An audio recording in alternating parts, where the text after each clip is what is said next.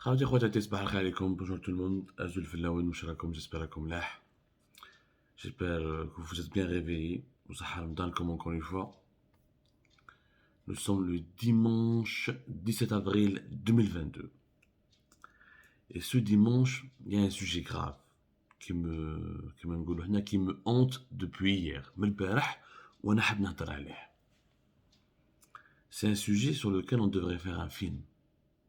C'est un sujet sur lequel on devrait au moins réaliser un documentaire. Parce que c'est une histoire rocambolesque. C'est une histoire incroyable. Je voudrais parler de l'affaire des Harraga algériens qui ont été portés disparus depuis 2008. C'est-à-dire, pratiquement 14 ans. Depuis 14 ans, portés disparus et recherchés désespérément par leur famille. Des dizaines de Harraga, minimum 40 Harraga, qui ont été recherchés par leur famille depuis 14 ans, alors que cette quarantaine de Harraga, ils étaient emprisonnés secrètement en Tunisie.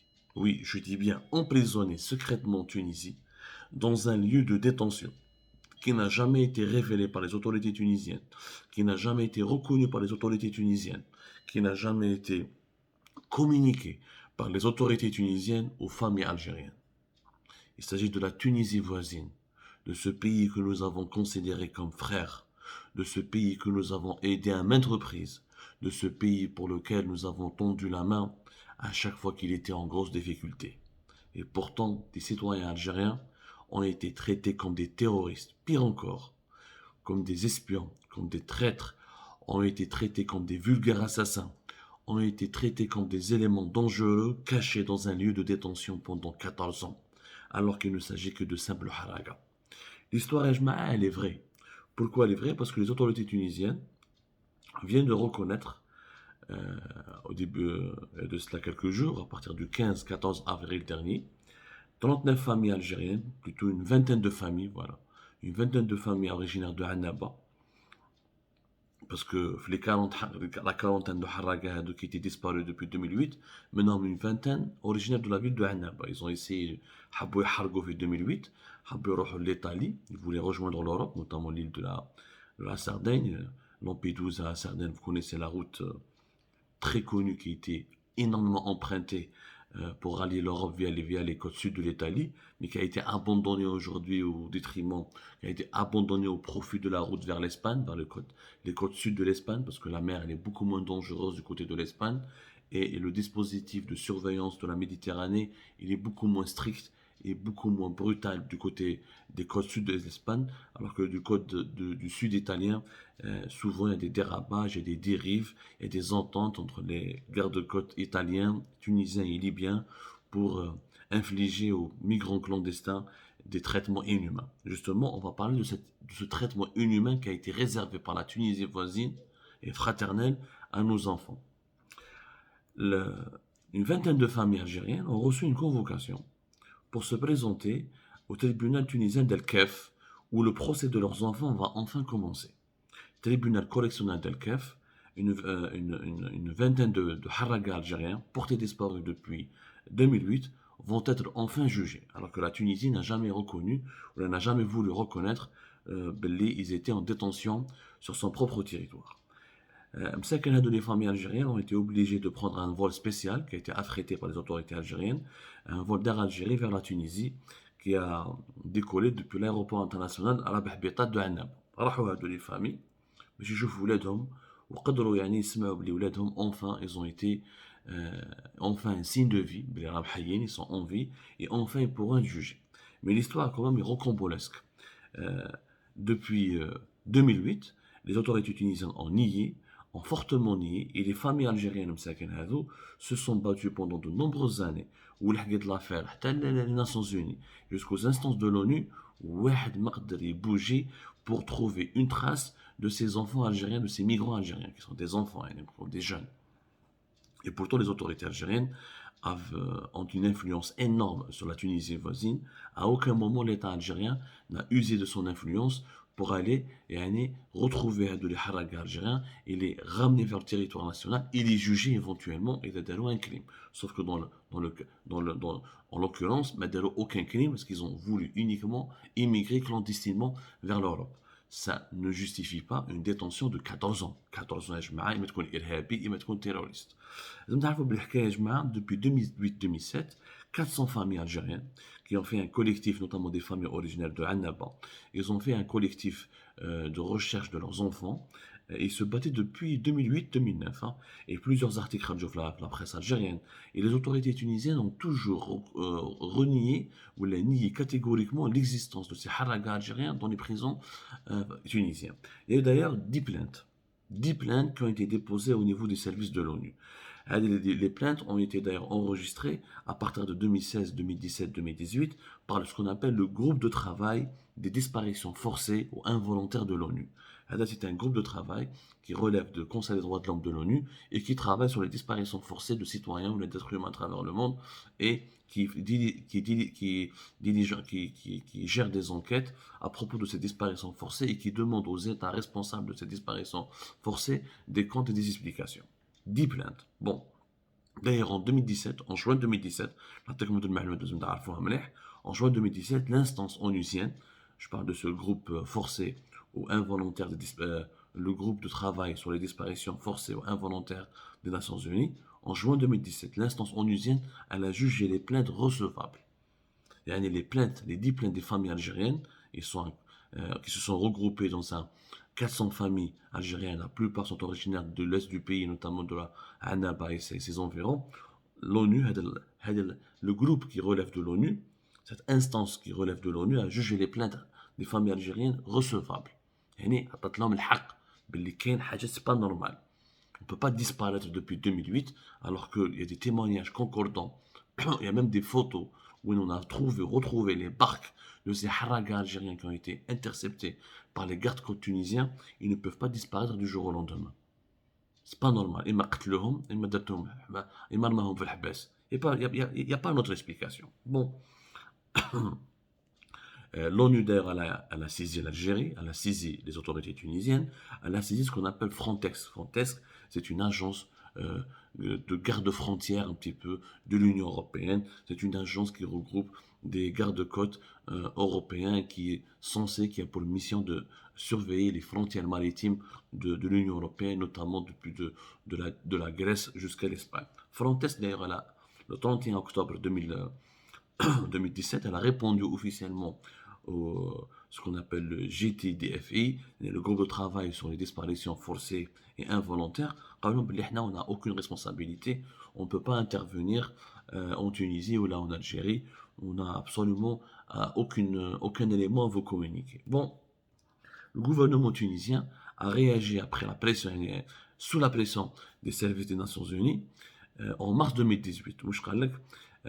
Il a donné quelques informations aux soi-disant les autorités tunisiennes en mars 2018. Ils n'ont pas voulu reconnaître qu'il y a des ressortissants algériens qui se sont introduits en Tunisie. Nous n'avons, soi-disant, ils ont donné des fichiers, ils ont donné des documents. Voilà, on a cherché. Il n'y a pas eu de citoyens algériens qui sont clandestinement en Tunisie ou dans les prisons tunisiennes. Donc,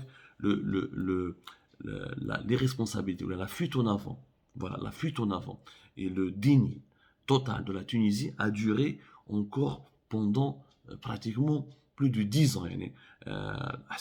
2008-2018, c'est déjà 10 années se sont écoulées. Mais les familles algériennes ont poursuivi leur militantisme, ils ont continué à dénoncer ce qu'ils considéraient comme étant un enlèvement forcé en mer. Des témoignages ont été récoltés. Par exemple, le témoignage de certains survivants de ce qu'on appelle le groupe de Diharaga le 17 avril 2007. Diharaga, algérien, قلعوا la plage de Sidi Salem في الولاية de Annaba باش يلحقوا la Sardaigne en Italie. Malheureusement, l'embarcation a disparu dans les eaux territoriales tunisiennes, sans laisser des traces matérielles en surface de la mer. Mais qu'il n'y ait ni des bouées, ni des épaves, ni des corps ont été retrouvés, ni des effets personnels. On ne pouvait pas affirmer que c'était un naufrage ou la méthode de char. Les familles ils ont fait une enquête où il faut savoir qu'ils étaient en contact avec leurs enfants parce que l'embarcation était en bon état. Euh, ils avaient leur téléphone portable avec eux. Les parents d'ailleurs qui étaient en contact avec leurs enfants ont signalé la disparition de ces haragas 48 heures après. Ils ont contacté les gardes-côtes tunisiens et les gardes-côtes algériens. Bon, plusieurs mois se sont écoulés et les autorités tunisiennes n'ont absolument voulu rien signaler. Mais qui un groupe de familles, un groupe les familles algériennes داروا un collectif. D'ailleurs, il avait un porte-parole qui était معروف la presse algérienne à l'époque, Kamel Belabed.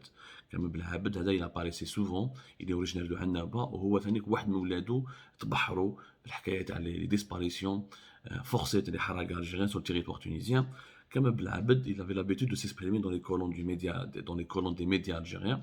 J'ai eu le plaisir de lui parler d'ailleurs une seule fois, je ne sais pas qu'est-ce qu'il devient.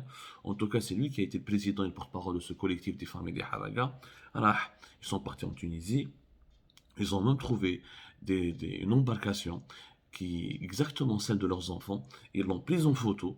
وراوها les gardes-côtes tunisiens. ما حبوش يستعرفوا. يعني l'embarcation a été retrouvée au niveau d'un port في تونس. Et donc, leurs enfants ont été bel et bien récupérés sains et saufs par les autorités tunisiennes.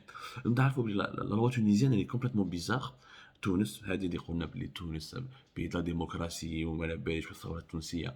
Depuis l'époque de Ben Ali, عندهم une loi qui est totalement bizarre et qui apparemment n'a pas été changée. En Tunisie, يقول لك toute personne qui entre de manière irrégulière sur le territoire national est considérée systématiquement comme un terroriste potentiel. Donc elle est mise elle est mise sous la tutelle de la sécurité de l'État c'est-à-dire directement sous la tutelle du ministère de l'Intérieur et des services de sécurité. Et dans ce cas-là, il est très difficile de retrouver une trace de ces personnes qui sont entrées clandestinement sur le territoire tunisien, parce que où les autorités tunisiennes les classent pratiquement dans la même catégorie que les terroristes dangereux. Donc aucune information n'est communiquée, où tout ce dossier est géré sous le sceau du secret. Bon, de 2007 jusqu'à parce que les premières disparitions ont commencé 2007-2008 jusqu'à 2009. Les familles algériennes se sont exprimées, des rassemblements, ils ont écrit des lettres aux autorités tunisiennes, aux autorités algériennes. Imaginez, en 2009, c'est le bureau d'Interpol.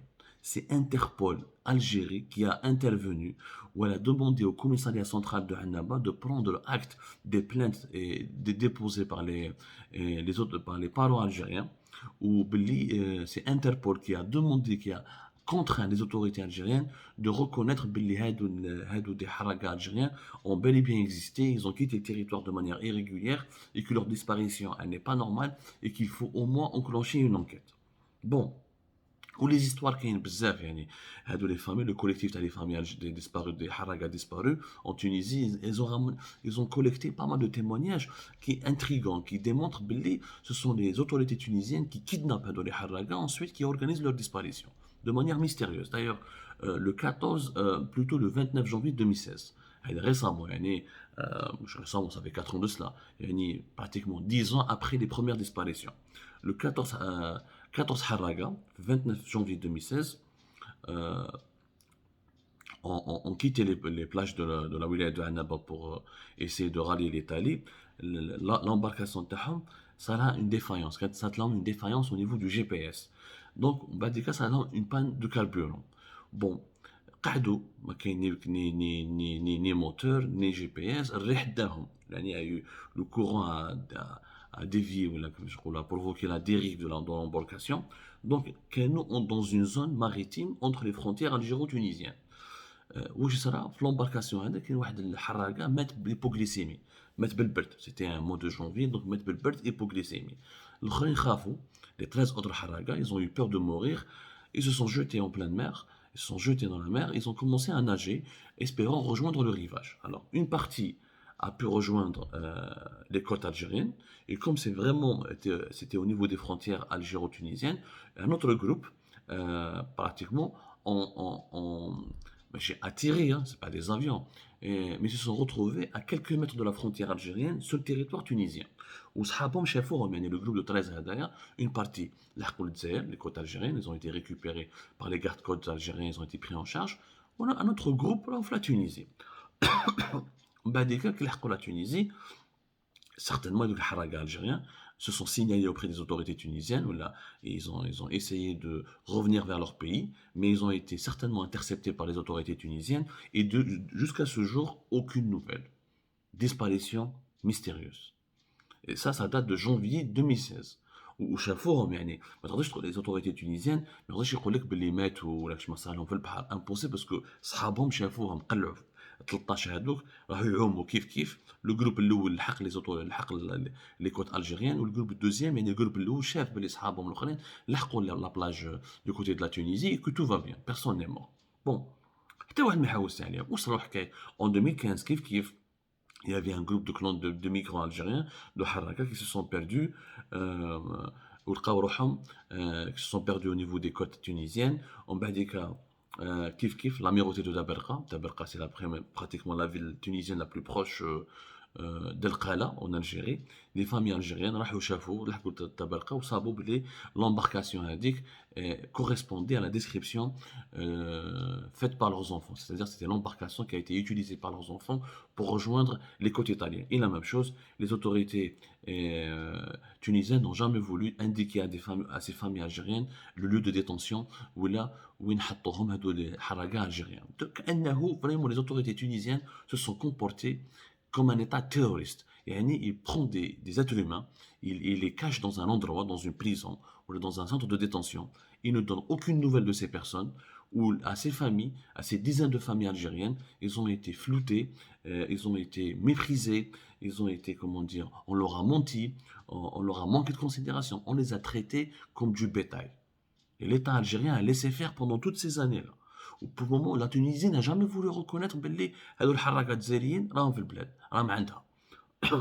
Quelques témoignages, notamment des anciens prisonniers algériens qui كانوا في الحباس, des prisonniers de droit commun qui كانوا في تونس, ont témoigné. Effectivement, il y a eu des témoignages qui ont été récoltés, notamment par le réseau d'avocats pour la défense des droits de l'homme en Algérie. C'est des témoignages qui ont été récoltés en 2004, 2015, 2016, 2017 de plusieurs prisonniers algériens, les Djoum de Tunis. قال لك effectivement, شفنا في الحباس اللي كانوا معنا des Algériens واللي كانوا حراقة, حكموهم حراقة. Donc ce sont des témoignages oculaires sur lesquels on peut se baser pour demander des comptes aux autorités tunisiennes. Bon, الحكايه قعدت هكذا ومالوغوزمون لا تونيزي n'a jamais respecté les droits de l'homme, ni elle a respecté la moindre convention qui régit le droit international, où le groupe de travail des disparitions forcées ou involontaires de l'ONU avait fait des rapports, ou avait relayé toutes ces informations jusqu'au comité des droits de l'homme. La Tunisie, maintes fois, elle a été pressée de fournir des explications, de rendre ces haragas algériens à leur famille. وحتى اليوم راكم تشوفوا jusqu'à cet mois d'avril 2021 2022 où enfin les familles algériennes ont pu avoir la vérité. Voilà, 14 ans de 2007 de 2007-2008 jusqu'à 2022. Il y a 14 à 15 ans pratiquement de combat, de déni, de mépris de la part des autorités tunisiennes où les familles algériennes راحوا au tribunal تاع الكاف باش يشوفوا enfin ولادهم. السؤال يبقى مطروح واش من حق تونس تحط في الحبس des حراقة algériens. Ils ont trafiqué des armes? Non. Ils ont voulu faire des attentats terroristes? Non. Ils ont volé? Non. Ils ont tué? Non. Ils ont troublé l'ordre public? Non. وكيفاش تحط انت في الحبس 14 سنة ولا 15 سنة des simples حراقة sur la base d'une loi qui date de l'époque de Ben Ali et qui dit que toute personne qui entre clandestinement sur le territoire tunisien est potentiellement un terroriste. Donc les réfugiés مساكين اللي يجوا من l'Afrique subsaharienne اللي يهرب من الجوع ولا يهرب من الجفاف, c'est un terroriste. Incroyable, tout simplement un film. Cette histoire est digne d'un film. Cette histoire, elle est digne d'un film. Et il aurait fallu, et je ne comprends pas, comment les autorités algériennes ont pu observer un silence aussi complice. C'est de l'indignité. Les haragas algériens, ils doivent être rapatriés en extrême urgence vers leur pays natal, l'Algérie. Il faut qu'ils soient libérés, réhabilités. On leur a pris 14 ans à 15 ans de leur vie, alors qu'ils ont uniquement cherché à rallier l'Italie ou un pays européen pour vivre dignement. La Tunisie doit être sanctionnée et l'Algérie, elle doit absolument obtenir les excuses et des autorités tunisiennes et des indemnisations. Et des indemnisations, parce que Hadounas, on a bousillé leur vie et on a bousillé la vie de leur famille. شحال من يمات مسكينة كانت تبكي، شحال من بابات كان يبكي pendant pratiquement 14 à 15 ans. C'est une énorme injustice qu'il faut corriger.